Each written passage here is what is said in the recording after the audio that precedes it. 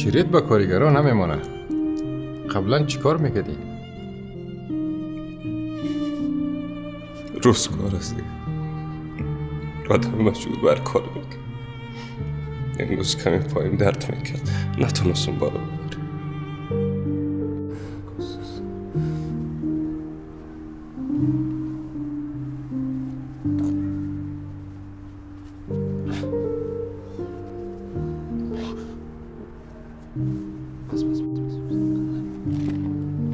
کدام لامذهب کمتر بودش؟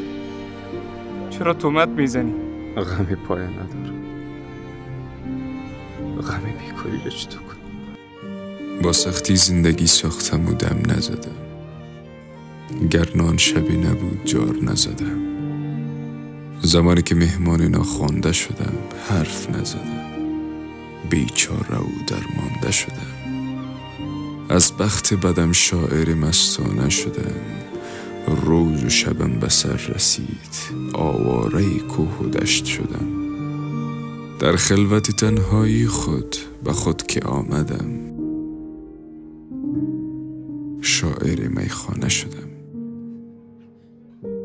مسیح 5280